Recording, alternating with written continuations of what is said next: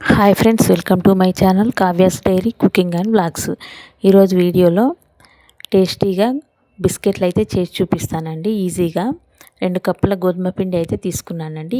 ఈ పిండి ప్లేస్లో మైదా పిండి కూడా తీసుకోవచ్చండి. ఇక్కడ 1 కప్పు షుగర్ పౌడర్ అండి. ఇది షుగర్ అయినా తీసుకోవచ్చు. ఇది కొంచెం నెయ్యి అండి. ఇది ఇంట్లో రెడీ చేసుకున్న నెయ్యి. వీడియో ఉంది, కావాలంటే ఒకసారి అయితే చూడండి ఏ విధంగా రెడీ చేసుకోవాలనేది. ఒక ఎగ్, మనం తీసుకున్న పిండిని బట్టి అయితే ఎగ్ కానీ అరటిపండ్లు కానీ తీసుకోండి.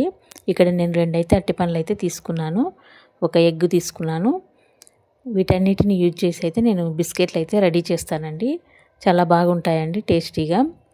ముందుగా గోధుమ పిండి అయితే తీసుకున్నాను 2 కప్పులు. ఇందులో 1 కప్ అయితే షుగర్ అయితే వేస్తున్నానండి. ఈ షుగర్ వేసిన తర్వాత బాగా అయితే కలుపుకోవాలండి. పిండిలో బాగా కలిసేటట్టు అయితే బాగా కలుపుకోవాలి. ఇలా బాగా కలుపుకున్న తర్వాత 1 ఎగ్ అయితే వేస్తున్నానండి. మీకు పిండిని బట్టి ఎగ్స్ అయితే వేసుకోండి. ఇక్కడ నేను 1 ఎగ్ అయితే వేస్తున్నాను. ఈ ఎగ్ వేయడం వల్ల బిస్కెట్లు అయితే చాలా బాగా వస్తాయండి. అలాగే అరటిపండు కూడా 2 అరటిపండ్లు అయితే వేస్తున్నాను. బాగా పండిన అరటిపండ్లు అయితే వేయండి, కాయలు కాకుండా పండ్లు అయితే వేయండి. ఇలా చిదిమి అయితే వేసుకోండి. ఈ విధంగా వేసుకున్న తర్వాత బాగా కలుపుకోవాలండి ఒకసారి అంతా కలిసేటట్టు. ఈ బిస్కెట్లు అయితే చాలా బాగుంటాయండి టేస్టీగా.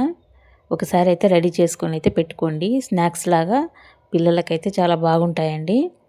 ఈ విధంగా బాగా కలుపుకోవాలండి. ఒకసారి మొత్తం కలిసేటట్టు అయితే కలుపుకోండి. ఇలా కలుపుకున్న తర్వాత కొంచెం కాగనిచ్చిన నెయ్యినైతే వేసుకోండి.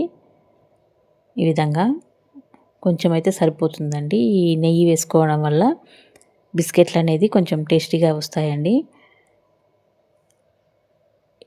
ఇలా కొంచెం వాటర్ అయితే వేసుకోండి. మనం చపాతీ పిండి ఏ విధంగా కలుపుకుంటామో అదే విధంగా దీనిని కూడా కలుపుకోవాలండి. ఈ విధంగా కలుపుకున్న తర్వాత కొంచెం అయితే తీసుకోండి. ఈ విధంగా ఇలా కొంచెం కొంచెం అయితే తీసుకొని మనం చపాతీ ఏ విధంగా అయితే చేసుకుంటామో అలాగే చేసుకోండి. కొంచెం పిండి అయితే వేసుకొని చపాతీలాగా అయితే చేసుకోండి. ఈ చపాతీ అనేది మరీ పల్చగా కాకుండా మరీ మందంగా కాకుండా మీడియంలో అయితే చేసుకోండి. చపాతీ అనేది ఈ విధంగా అయితే మీడియంగా అయితే చేసుకోండి. ఈ బిస్కెట్లు అయితే ఎన్ని రోజులైనా ఉంటాయండి. మనం ఒకసారి చేసి పెట్టుకుంటే కొన్ని రోజుల వరకు అయితే ఉంటాయి. చాలా బాగుంటాయండి. ఒకసారి అయితే చేసి చూడండి. నచ్చితే అయితే లైక్ అయితే చేయండి. వీడియో చివరి వరకు అయితే చూడండి. ఈ విధంగా అయితే చపాతీలాగా అయితే చేసుకోవాలండి.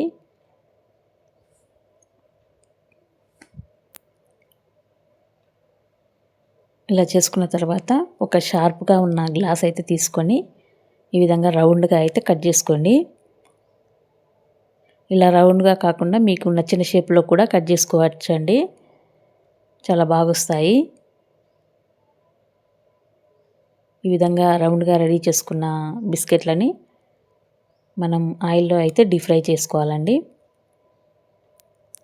చాలా టేస్టీగా అయితే ఉంటాయండి. ఒకసారి అయితే ట్రై చేయండి. మీరు ఇంట్లో ఉన్న వాటితోటి మనమైతే ఈజీగా అయితే చేసుకోవచ్చు.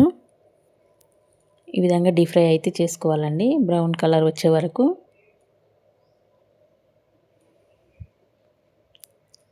ఇలా డీప్ ఫ్రై చేసుకున్న తర్వాత మరొకసారి చపాతీ లాగా చేసుకొని మనం ఇష్టం వచ్చిన షేప్లో అయితే కట్ చేసుకోవచ్చండి. నేనైతే ఈ విధంగా కట్ చేస్తున్నాను.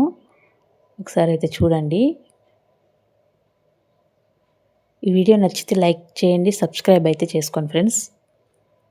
ఈ విధంగా బిస్కెట్లు అయితే రెడీ అవుతాయండి. చాలా బాగుంటాయండి. ఒకసారి అయితే ట్రై చేసి చూడండి. మీరు ఈజీగా చేసుకోవచ్చండి. ఒక 10 నిమిషాలలో అయిపోతాయి. మనం పిండి కలిపి పెట్టుకుంటే చాలా సాఫ్ట్గా చాలా బాగున్నాయండి. ఒకసారి అయితే ట్రై చేసి చూడండి. నచ్చితే లైక్ అయితే చేయండి వీడియోని. Thank you.